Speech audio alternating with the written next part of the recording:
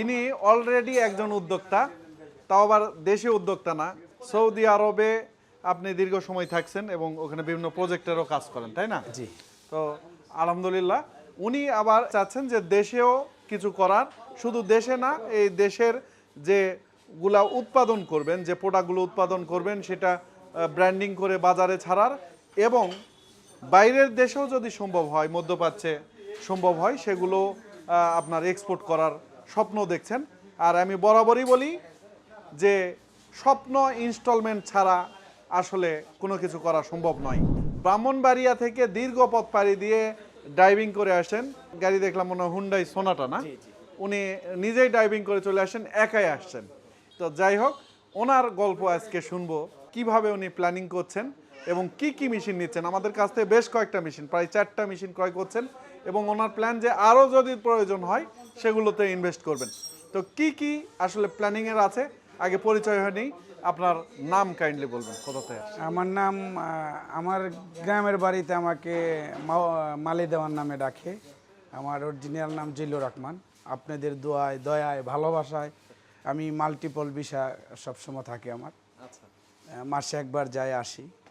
তো হঠাৎ করেই বিদেশ তো আর চিরস্থায়ী না। নিজের দেশে নিজের মানুষদের জন্য, নিজের দেশের জন্য কিছু করা উচিত। সেই দিক থেকে চিন্তা করে আমি আপনার দীর্ঘদিন যাবৎ আপনার ভিডিওগুলো দেখি, নিজে নিজে অনেক চিন্তাধারা করলাম, অ্যানালাইজ করলাম যে না, আসলে সব জায়গায় তো সব বিশ্বাসের জায়গা হয়ে ওঠে না। কিন্তু আমার কাছে খুবই ভালো লাগছে।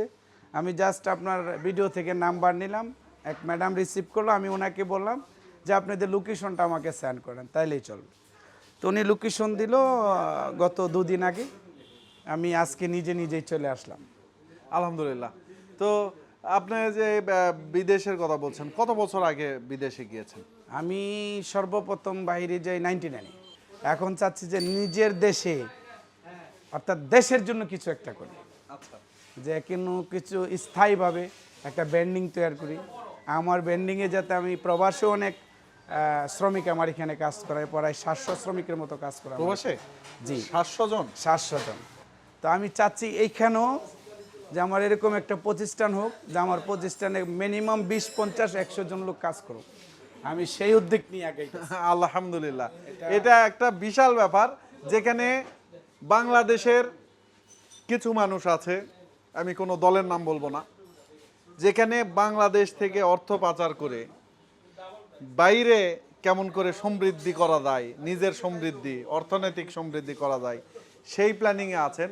তো ঠিক তার বিপরীতে এমন উদ্যোক্তা আছেন যে বাইরে 700 জন শ্রমিক খাটে, এরকম একটা প্রতিষ্ঠান আছে, কার্যক্রম আছে, সেখান থেকে দেশে কি করা যায় সেই প্ল্যানিংয়ে আছেন।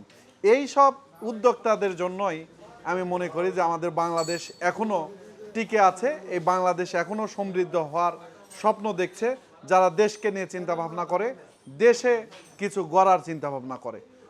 তো দর্শক, উনি আমাদের কাছ থেকে একটি তেলের বড় মেশিন ক্রয় করলেন, যেটা China auto filter, auto machine যেটা আমরা বলি, যেটাতে তেল খুব সুন্দর আসে এবং সরাসরি আপনার রান্নার কাজে অথবা বাজারজাত করার মতো ব্যবহার করতে পারবেন। এরকম একটা মেশিন ক্রয় করলেন, সাথে সাথে একটা ফিডের মেশিন ক্রয় করেছেন, এবং আরেকটি 3 মাথার ম্যাজিক মেশিন ক্রয় করলেন। আর আরেকটা নিলেন হচ্ছে প্যাকেজিং মেশিন, মূলত এগুলো প্যাকেট করার একটা মেশিনও ক্রয় করেছেন। তো আপনার প্ল্যান কি? মানে প্ল্যান তো আপনার অনেক বড়, কিন্তু শুরুটা যে কোনো কিছুর শুরু, আমি বলবো যে বিদেশে যেটা শুরু করছিলেন হঠাৎ করেই 700 জন হয়নি। এবং দর্শকদেরও এটা বলবো যে একজনকে দেখে আমি মনে করব যে আমারও এই রকম করে একবারে শুরু করব, আসলে সম্ভব না। বাবার জমি আছে 10 বিঘা, 10 বিঘা বিক্রি করে দিছে, দিয়ে নতুন একটা ইনভেস্ট করে, দেখবেন যে বেশিরভাগই লসের সম্মুখীন হয়। তো শুরু ছোট হওয়া লাগে, সেখান থেকে এক সময় প্ল্যানিং আসে এবং সেখান থেকে বড় পর্যায়ে যেতে হয়। তো উনি কিন্তু ইনভেস্ট করতে পারবেন, অনেক ইনভেস্ট করতে পারবেন, কিন্তু উনি চাচ্ছে যে এর শুরুটা আমার এখন শিশুকাল, এই বিজনেসের শিশুকাল, এবং সেখানে আমরা ছোট করে শুরু করলাম। পরবর্তীতে উনি বিশাল পরিসরে, ইনভেস্টমেন্টের সমস্যা নাই, উনি বড় পরিসরে করার পরিকল্পনা। আর এটাই হচ্ছে সঠিক পথ, যে কোনো কিছু একটা আপনি শুরু করেন, যখন আপনি সুই থেকে শুরু করবেন তাহলে সুতা অটোমেটিকলি চলে আসবে। এখন যেমন আমি ছোট করে শুরু করছি, আলহামদুলিল্লাহ যদি আল্লাহ রাসূলের রহমত থাকে, মা বাবার দোয়া, আপনাদের ভালোবাসা থাকে, আমি আশা করি যে এটা থেকে আমার বড় কিছু হবে। অবশ্যই হবে, কিন্তু শুরু করতে হবে। আমিও বলি প্রত্যেকটা লোককেই, আমারও যারা এমপ্লয়ার আছে তাদেরকেও আমি বলি যে তোমরা কিছু একটা দিয়ে শুরু করো। শুরু করলে ছোট থেকে যখন শুরু করবে, কেউ হঠাৎ করেই বড় লোক হয়ে যায় না, সম্ভব নয়। কেউ হঠাৎ করেই বিশাল বিজনেসম্যান হয়ে যাবে, আস্তে আস্তে করতে করতে হয়ে যাবে। যারা আপনার দর্শক আছে তাদের কাছে আমার বরাবরই একটা অনুরোধ থাকবো, সবাই আমার জন্য দোয়া করবেন। আমি যে মনোভাব নিয়ে ভাইয়ের কাছে আসছি, আল্লাহ পাক যেন আমার সেই মনের আশাটা পূর্ণ করে। আমি একজন ব্যান্ডিং হতে চাই। জি, আমি যেমন প্রথমে বলেছি যে আমার ওইখানে যেমন কিছু শ্রমিক কাজ করে, আমি চাই দেশেও যেন কিছু শ্রমিক কাজ করাইতে পারে, সেই দোয়া এবং ভালোবাসা চাচ্ছি। তো অবশ্যই প্রাণ ভরে আপনারা দোয়া করবেন। ওনার যে স্বপ্ন, সেটা কিন্তু একটা বিশাল মহৎ একটা স্বপ্ন আমি বলবো, দেশের উপকারের স্বার্থে মানুষের সাথে কাজ করা। আর এটাই আমার মনে হয় যে উপরে ওঠার একটা সিঁড়ি, শুধু নিজের জন্য নয়, মানুষের জন্য কাজ করা, এবং সেখানে মানুষও উপকৃত হবে, আপনি নিজেও লাভবান হবেন। তো প্রাণ ভরে দোয়া রাখবেন ওনার জন্য, যাতে আল্লাহ তাআলা সফল করে। আর দর্শক দোয়া রাখবেন আমাদের জন্য, আপনাকে বলছে আমাদের জন্য দোয়া রাখবেন।